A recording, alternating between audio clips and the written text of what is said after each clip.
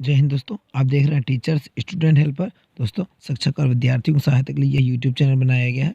दोस्तों, एमपीटीईटी अर्थात प्राथमिक शिक्षक पात्रता परीक्षा के संबंध में जो रूल्स रेगुलेशन चेंज हुए हैं उसके संबंध में यह वीडियो लेके आए हैं। चलिए वीडियो शुरू कर लेते हैं। दोस्तों, प्राथमिक शिक्षक पात्रता परीक्षा 2020 के अनुक्रम में मध्य प्रदेश शासन स्कूल शिक्षा विभाग एवं मध्य प्रदेश शासन जनजातीय कार्य विभाग के द्वारा प्राथमिक शिक्षक के लिए संयुक्त जो पात्रता परीक्षा होनी है 2022 में, उसके संबंध में परीक्षा संचालन के संबंध में जो नियम पुस्तिका उस पर कुछ संशोधन हुआ है और प्राथमिक शिक्षक भर्ती संबंधित कुछ जानकारी आज के वीडियो में हम लेकर आए हैं। तो चलिए देखते हैं।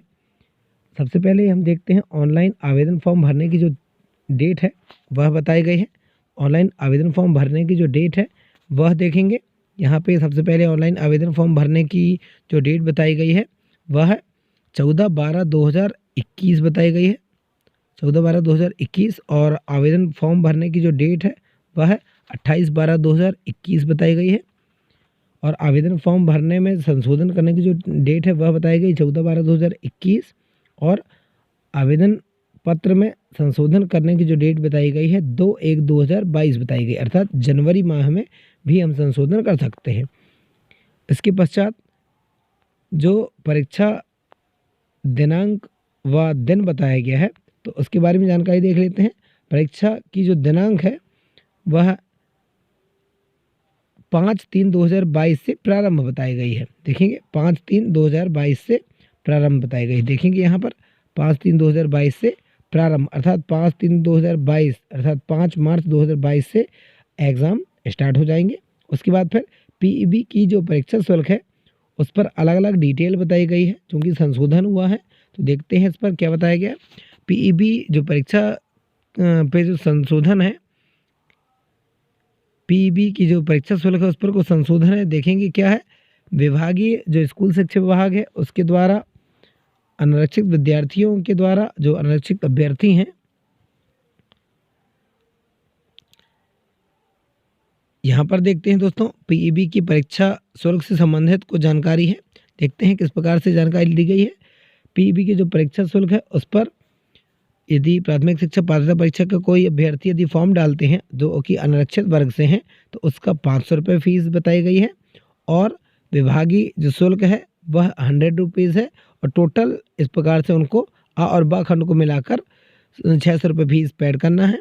और जो अनुसूचित जाति एवं अनुसूचित जनजाति तथा अन्य पिछड़ा वर्ग के यदि व्यक्ति हैं और यदि वह निःशक्त जन है और वो केवल मध्य प्रदेश के मूल निवासी होना चाहिए, जिसमें बताया गया है 250 रुपये उनका जो फीस है वह 250 रुपये बताई गई है और 50 रुपये स्कूल शिक्षा विभाग के द्वारा फीस ली जा रही है परीक्षा फॉर्म भरने की। और इसमें टोटल उन्हें राशि देनी होगी 300 रुपये। यहाँ पे 300 रुपये बताया गया है। फिर आगे देखते हैं हम आगे बढ़कर ऑनलाइन आवेदन के बारे में बताया गया है, क्योंकि ऑनलाइन आवेदन में देखेंगे जी जानकारी जो दी गई है वह है ऑनलाइन आवेदन कियोस्क के माध्यम से भरने वाले अभ्यर्थी हेतु एमपी ऑनलाइन का पोर्टल शुल्क 60 रुपये देय होगा।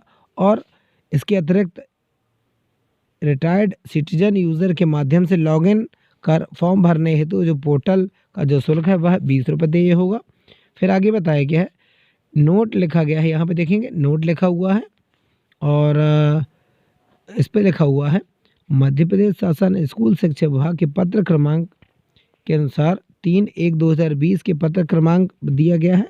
और फिर यहाँ पर दिया गया है 10/11/10/2021 के अनुसार स्कूल शिक्षा विभाग पर विभागीय कार्रवाई हेतु विभागीय शुल्क बोर्ड द्वारा प्राप्त किया जाकर इस राशि को स्कूल शिक्षा विभाग को स्थानांतरित की जाएगी। फिर बताया गया है परीक्षा पद्धति की जो समय सारणी बताई गई है उसमें बताया गया है परीक्षा की जो तिथि है वह 5/3/2022 है। दिन शनिवार से प्रारंभ होना है और प्रथम पाली एवं द्वितीय पाली में 2 पाली में एग्ज़ाम होंगे। अभ्यर्थियों के लिए रिपोर्टिंग टाइम 2 बताया गया है, सुबह 7 बजे से 8 बजे तक और दोपहर 12 बजे से 1 बजे तक। फिर महत्वपूर्ण निर्देश बताए गए हैं 8:50 से 9 बजे तक महत्वपूर्ण निर्देश पढ़ने का समय है और 1:50 से 2 बजे तक का समय जो 10 मिनट का समय है वह महत्वपूर्ण निर्देश पढ़ने का समय है। इसके पश्चात उत्तर अंकित करने का जो समय है वह 9 बजे से 11:30 बजे तक अर्थात 2.5 घंटे और 2 बजे से 4 बजे तक सेकंड पाली का, वो भी 2.5 घंटे। फिर आगे देखते हैं, प्राथमिक शिक्षा पात्रता परीक्षा हेतु पूर्व में माह जनवरी एवं फरवरी 2020 में आवेदित अभ्यर्थियों को पुनः आवेदन पत्र भरने की आवश्यकता नहीं है। पूर्व में भरे गए एवं नवीन भरे गए आवेदन पत्र दोनों विभागों हेतु मान्य होंगे। इस प्रकार से बताया गया, अर्थात जो अभ्यर्थी पूर्व में फॉर्म भर चुके हैं उन्हें पुनः फॉर्म भरने की आवश्यकता नहीं होगी। इस प्रकार से बताया गया है। अब यहाँ पर विभिन्न प्रकार की जो दिशा निर्देश हैं वह दिया गया है, आप इसे पढ़ लेंगे पीडीएफ को डाउनलोड करके। आपको यदि इसका पीडीएफ डाउनलोड करना है तो आप डिस्क्रिप्शन बॉक्स में लिंक दी हुई है, आप इससे डाउनलोड कर सकते हैं। मैं इसे स्क्रॉल करके दिखाता हूँ। इसके पश्चात मैं आपको डायरेक्ट लेकर चलता हूँ इसकी जो नियम पुस्तिका है उस पर, और नियम पुस्तिका के पश्चात मैं आपको लेकर चलूँगा इसके सिलेबस पर। तो चलिए हम सबसे पहले सिलेबस देख लेते हैं। तो आप इसके लिए पेज नंबर निकालेंगे इसके आप पेज नंबर पे जाएंगे। ये पाठ्यक्रम बताया गया पेज नंबर 16, यहाँ पे आके देखेंगे पाठ्यक्रम बताया गया है। यहाँ पे देखेंगे जो परीक्षा योजना है, अर्थात परीक्षा जो होनी है वह पात्रता परीक्षा 150 अंकों की होगी, एक प्रश्न पत्र होगा और परीक्षा के जो समय होगा वह 2.5 घंटे का होगा। फिर दूसरा बताया गया है, यहाँ पे देखेंगे, फिर दूसरा बताया गया है प्रत्येक प्रश्न 1 अंक का होगा, ऋणात्मक मूल्यांकन नहीं होगा, दूसरा नंबर बताया गया। फिर तीसरा नंबर बताया गया है पात्रता परीक्षा के सभी प्रश्न बहुविकल्पी होंगे, अर्थात एमसीक्यूज प्रकार के होंगे, जिनमें 4 बहुविकल्प होंगे और 1 बहुविकल्प ही सही होगा।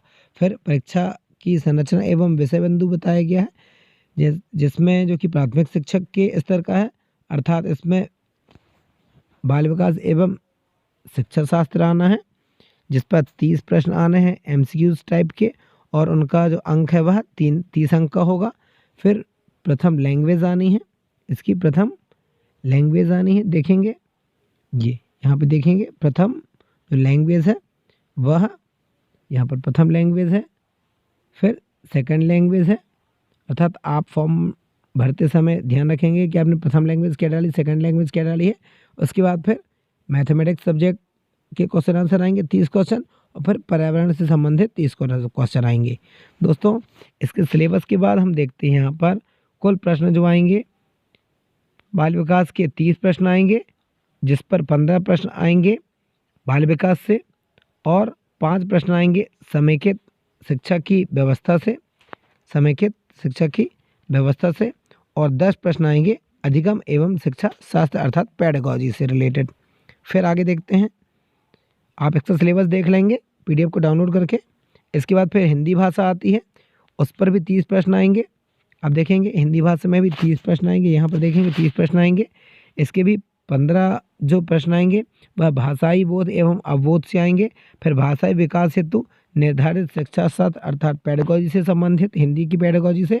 और इसके बाद अंग्रेजी भाषा का भी बताया गया, अंग्रेजी भाषा में भी इसी प्रकार से अंग्रेजी के जो क्वेश्चन आंसर आएंगे वो भी 30 नंबर के आएंगे। यहाँ पे देखेंगे जो कॉम्प्रिहेंसिव जो क्वेश्चन है वो 15 नंबर के आएंगे, और पेडागॉजी और लैंग्वेज से रिलेटेड जो क्वेश्चन आएंगे वो 15 नंबर के आएंगे, अर्थात 15 और 15 30 नंबर के क्वेश्चन। फिर आगे देखेंगे संस्कृत भाषा यदि किसी ने सेलेक्ट की है तो संस्कृत भाषा में भी इसी प्रकार से 30 नंबर के प्रश्न आएंगे, 30 नंबर के भाषाई अवबोध से आएंगे, और 15 नंबर के भाषाई विकास हेतु निर्धारित शिक्षा शास्त्र से आएंगे, अर्थात 30 नंबर के प्रश्न आएंगे और 15 नंबर के भाषाई बोध से और 15 नंबर के पेडागॉजी से रिलेटेड। फिर हम आगे देखते हैं उर्दू विषय का भी इसी प्रकार से रहेगा। उर्दू के बाद फिर हमारा आता है गणित विषय का, जो कि 30 नंबर के प्रश्न आएंगे। 30 नंबर के प्रश्न में देखेंगे किस प्रकार से गणित का 30 नंबर के प्रश्न आएंगे, इसमें से 15 नंबर के जो प्रश्न हैं उस पर विषय वस्तु दी गई हैं, सभी में अलग अलग देखेंगे, आप सभी को अलग अलग देख लेंगे इस प्रकार से। और फिर जो 15 नंबर के जो प्रश्न आएंगे वो भी पेडागॉजी से संबंधित रहेंगे।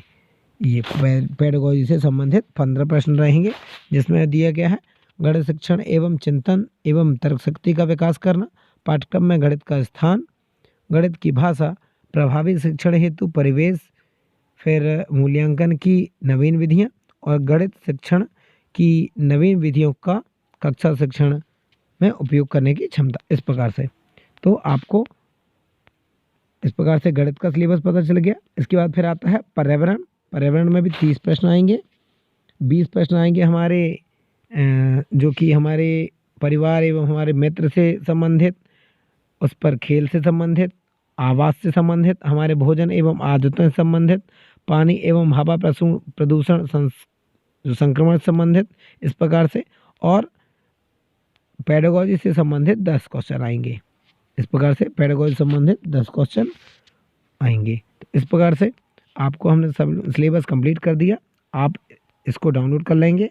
इसके बाद फिर आपको जो अभी फॉर्म भरना है उस पर 4x5 की 1 सेंटीमीटर की एक फ़ोटो लगाना है, यहाँ पे दस्तखत करना है, यहाँ पर आपको अपनी फ़ोटो चस्पा करना है और यहाँ पर आपको अपने दस्तखत करना है और इससे पूरा का पूरा फॉर्म को अपलोड कर देना है। यहाँ पे देखेंगे सेल्फ डिक्लेरेशन वाला जो कॉलम दिया गया है उस पर इस प्रकार के कॉलम हमें यहाँ पर लिखना है। इस प्रकार की पूरी जानकारी हमें यहाँ पर लिखना है।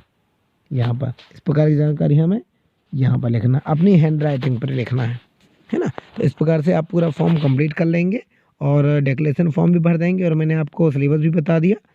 अब इससे रिलेटेड यदि आपको कोई भी कन्फ्यूज़न है तो आप हमारे डिस्क्रिप्शन बॉक्स में जाकर आप कमेंट करके बता सकते हैं और डिस्क्रिप्शन बॉक्स से आप इस PDF को डाउनलोड कर सकते हैं जिससे आपको हेल्प मिलेगी। अब इससे और भी यदि कोई कन्फ्यूज़न हो तो आप प्लीज़ कमेंट करके हमसे पूछ सकते हैं। हमारी टीम के द्वारा आपको पूरी सहायता दी जाएगी और प्लीज़ आप कमेंट करके बताइए कि आप किस ज़िले से हैं। प्लीज़ कमेंट कीजिए। धन्यवाद। तो इसी प्रकार से दोस्तों, प्राथमिक शिक्षा से संबंधित कोई भी जानकारी के लिए या शिक्षक और विद्यार्थियों से संबंधित कोई भी जानकारी के लिए आप हमारे चैनल को सब्सक्राइब करें, वीडियो को लाइक करें। आज के लिए इतना ही। जय हिंद, जय भारत।